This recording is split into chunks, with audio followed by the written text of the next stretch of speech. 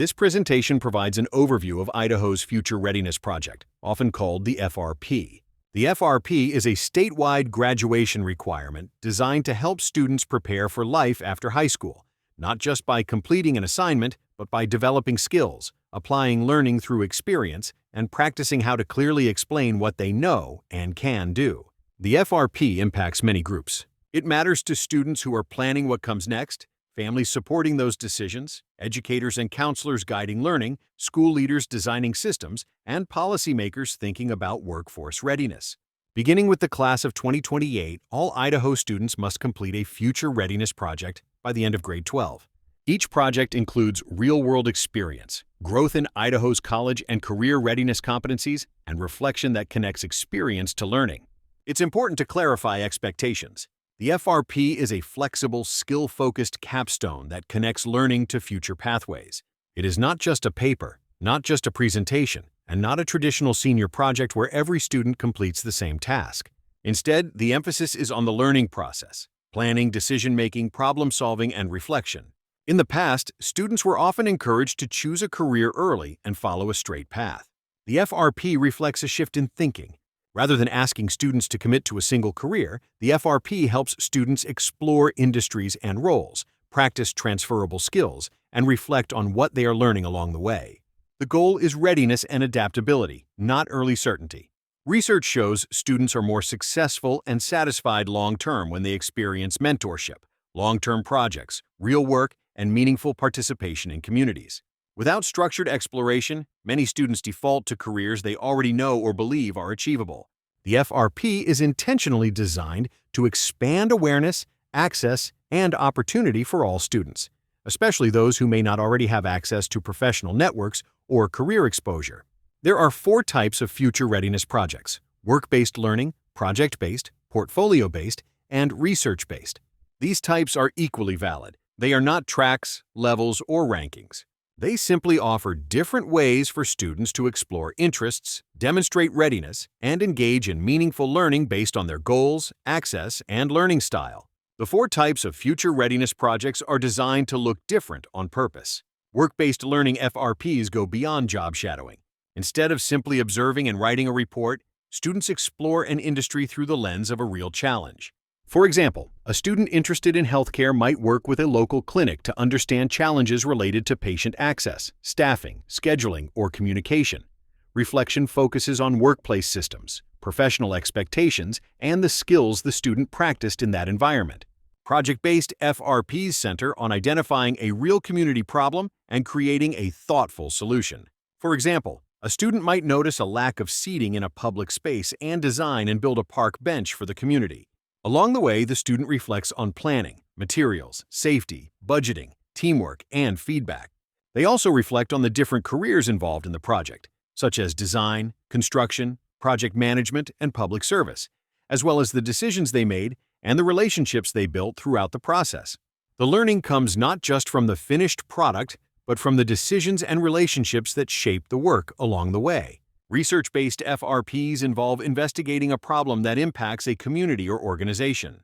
A student might work with a local organization to collect data, analyze trends, or research community needs, and then present findings and recommendations to that organization's staff. The emphasis is on inquiry, analysis, critical thinking, and professional communication, skills that transfer across many future pathways and careers. Portfolio-based FRPs focus on developing a curated body of work that demonstrates skills, growth, and readiness over time. Students design portfolios that can be used beyond high school, for employment, training programs, or further education, and present their work to professionals or educators to receive feedback. Throughout the process, students research industry expectations and trends, evaluate different platforms or tools, and make intentional decisions about how to organize and present their work.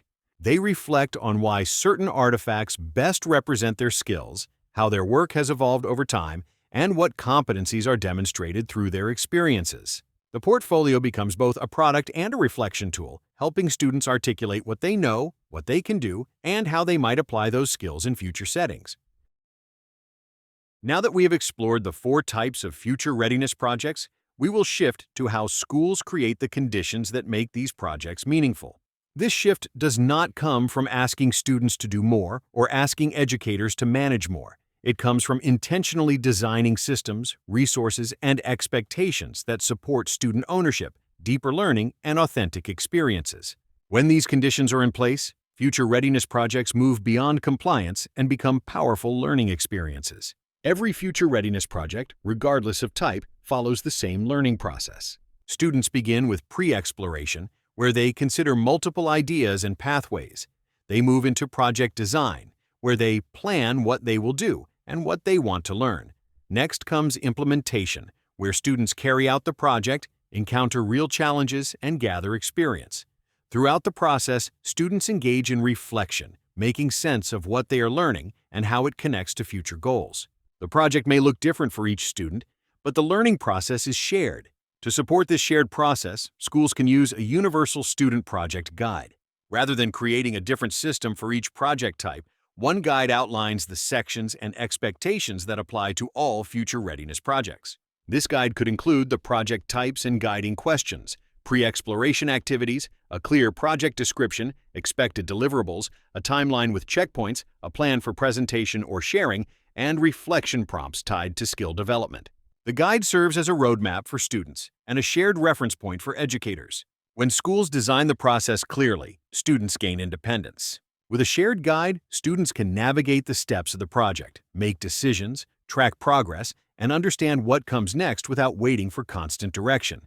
At the same time, educators gain capacity. Instead of managing logistics or answering repeated procedural questions, educators can act as thought partners through supporting reflection, helping students connect experiences to competencies, and connecting students to people, opportunities, and social capital beyond the classroom. The system carries the structure, so educators can focus on learning. One of the most important shifts is recognizing pre-exploration as part of the project, not something that happens beforehand or is skipped altogether. Traditionally, students are asked to choose a project quickly, often defaulting to something familiar, such as job shadowing a nurse because it is a career they already know. Pre-exploration slows that process down.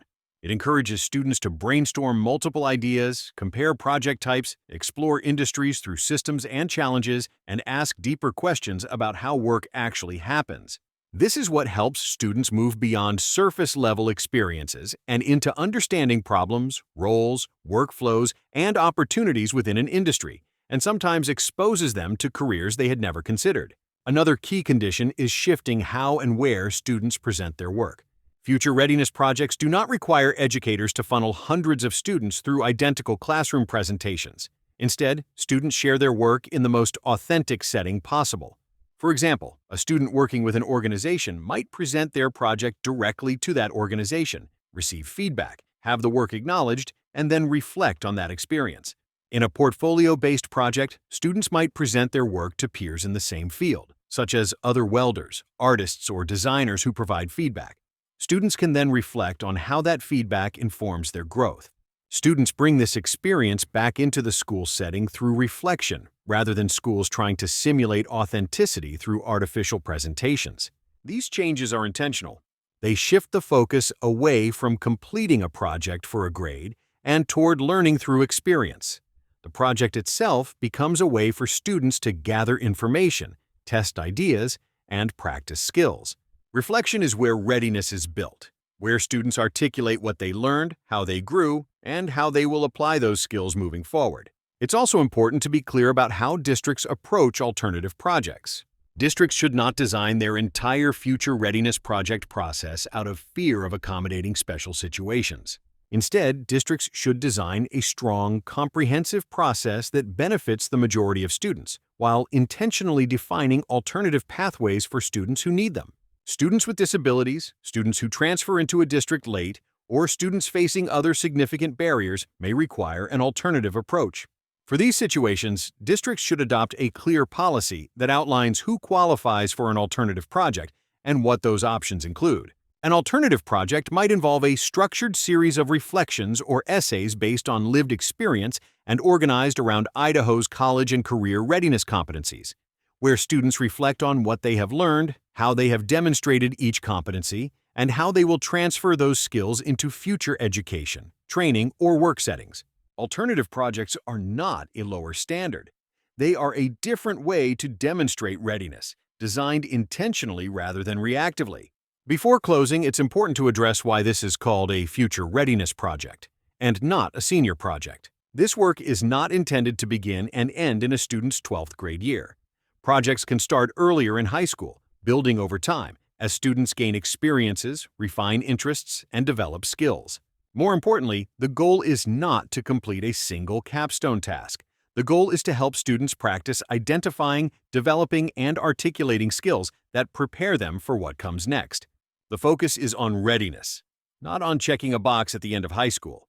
At its core, the Future Readiness Project is about helping students practice navigating complex, real-world experiences with structure, support, and purpose. When schools create the right conditions, educators gain capacity to support deeper thinking, students take ownership of their learning, and readiness becomes something students can clearly articulate, allowing them to carry skills forward into the future. Remember, with the Future Readiness Project, the value is in the process, not just the project.